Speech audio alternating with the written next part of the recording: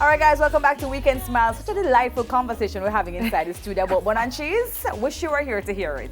Anyways, guys, she's a nurse who turned her passion for cooking into a side business that is booming.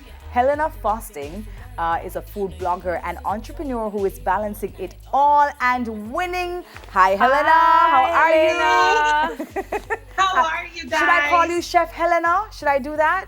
Yeah. You can do that. Sounds appropriate. Sounds appropriate. Right. Helena, what's cooking? What's happening this Easter? So guess what? It's Easter weekend and you know the deal. Traditional, straight. I have escovitch fish right here. I have my bun and cheese on the side. You know, we are on an escovitch fish and bun and cheese diet from Friday to Sunday.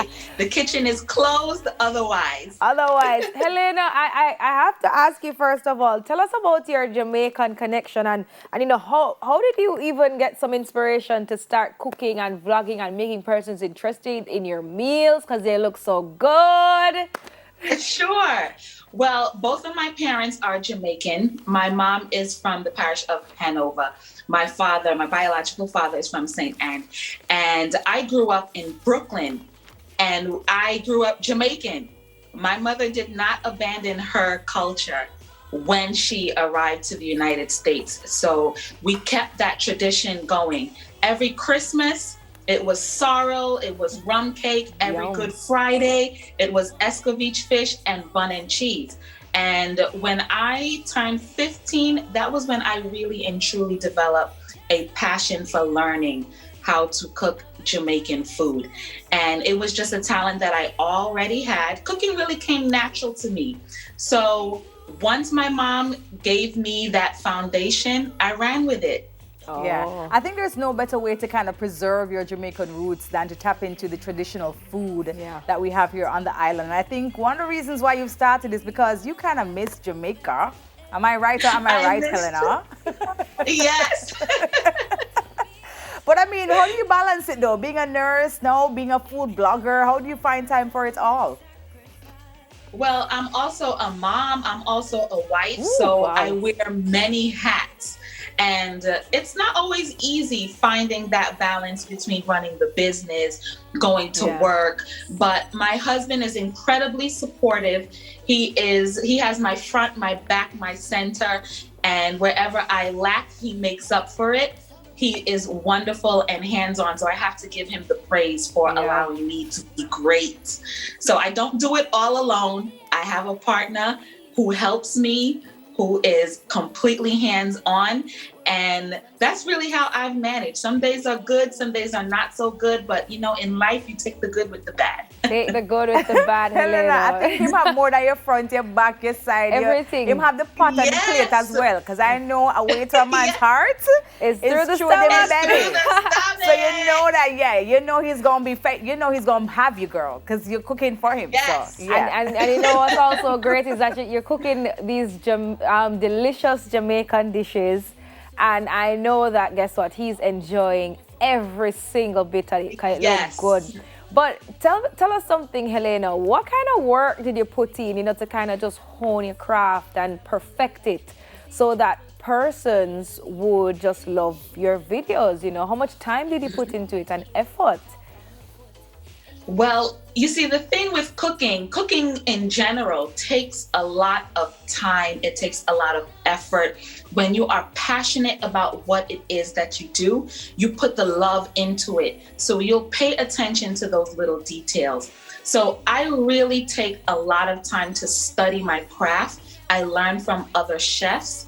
I study wherever I can get knowledge from. I really become a student of the game, just so that I could make sure I'm always operating at my fullest potential. So this takes up hours of my time. But when you have a passion and a drive and you're committed to something, it's work.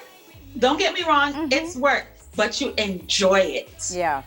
Love that. So Helena, in the interest of time, we're going to cook and discuss. So can you go ahead and show us, go ahead and show us what's in the kitchen while we talk to some more. So what are we preparing first? I hear you have some snapper over there.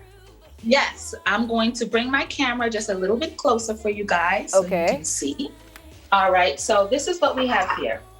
I have one porgy, one snapper. This is what I bought, and I like to have some variety because, you know, we're on that escovitch fish diet. And I have my oil. One thing I do want to tell people, a lot of people always have trouble with the fish breaking up in the oil. You always want to pat the fish dry first. Make sure you put dry fish into the oil, and your oil has to be very, very hot. So I already have my oil in here. We're going to drop one fish inside. You hear that sizzle? Yeah, I hear got that. my I heard that a while ago. We heard it pop, Helena. So hold on, Helena. Inside, Yes. inside that oil, what are those your seasonings? This is the seasoning that I'm going to build for my escovitch sauce. We have pimento, we have carrot, we have 2 Scotch bonnet peppers, and we have onion. Okay. Can't forget the onion. And also another tip that I have actually learned, let me come over here. While the fish is frying, what I like to do for a little extra spice and a little extra flavor is put some thyme in there. Put some thyme inside the oil. Go ahead and drop that in. I also have a couple of garlic cloves right here. Put that on into the oil, and you can't forget. Pepper. Scotch bonnet, baby. It's scotchy. Your scotchy cannot Helena, just, Drop yeah. that on in there. It seems you And have it's a all reggae- the ingredients. It's a reggae party inside It's a this. party. She said it's a party. Party. Helena, it seems you have all your ingredients, you know, your thyme, your Scotch bonnet pepper, your onions, I mean, your pimento as well. How Yeah. difficult or easy it is for you to find your Jamaican ingredients where you are? Is it hard? Oh, listen, let me tell you something. One thing I love about living in New York is that anything you need is right there. Yeah. Literally right there. Yeah. This is the spice of life. Variety is the spice of life, literally and figuratively. So there's a heavy Caribbean presence in New York. So whatever you need, you can always get it from the store. Everything they have in Jamaica, besides the sun and the beach, they have it in New York. Helena, I have to also ask you about that food temperature, right? So the pot temperature, that is. So the oil is there, it's hot. What happens? Right. How can I ensure that my fish is cooked thoroughly through and through and not burnt? Because, you know, a lot of the times you go in with that hot oil and, you know, you have that nice little crust on the outside. And when you start digging in, you realize, it's not fully cooked yet. You know what? That is a common mistake that I often hear from a lot of my supporters. They say, either my fish is breaking up or I burned the fish. What you always want to do is keep your fire to a medium high. You don't want it all the way on high, just a medium high. And as a rule of thumb, I like to fry on each side for 7 minutes. Okay. That way your fish has enough time to fully cook on both sides. Gotcha. It looks so It looks so tasty, good. Helena. You know, it's so interesting. We were reading and we found out that CNBC reported that you made over $100,000 last year just from your side hustle alone. Like, did you ever imagine that this would happen? That you would earn so much money just from the side hustle, girl? I think you need to hook us up. I'll try my best. But honestly, I think I kind of underestimated my impact at the beginning of the year. And I didn't really set out a goal per se. My only goal was to work as hard as I could and make sure that I did not ease up. I put the pressure on at the top of the year and I said to myself, I am going to work as hard as I can, and I'm going to maximize my fullest potential given my circumstances, because, you know, I still work shifts at the hospital and it's a very taxing job. So I learned along the way to pause when I needed to, but I also went really, really hard. And before the year was over, I want to say around by the summertime, I realized that I was on pace to be able to dial back my hours at the hospital and then work part-time. So now I am fortunate enough to work part-time as a nurse, which means I can dedicate a little bit more time to running my side hustle and making sure my side hustle becomes my main hustle. Love that. Jeez, you. So Helena, I know you have some other things that are happening in the kitchen. So you have your fish, you have your bun and cheese. Anything else that you normally, look to have on your plate for Easter? Any traditional? What else do you have? This is what I'm going to use to build my escovitch sauce, and I want to bring you guys come over a little bit closer. Let's start on our escovitch sauce. I have a pan right here. I have it already warmed up. I'm going to put some oil.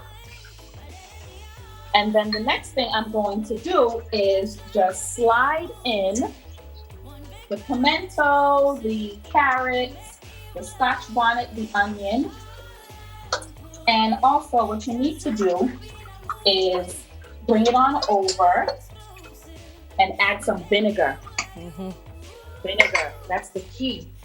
And that vinegar is going to give us a delicious aroma. Once you smell escovitch sauce, it's unmistakable. It doesn't smell like anything else. You can identify it even in the dark.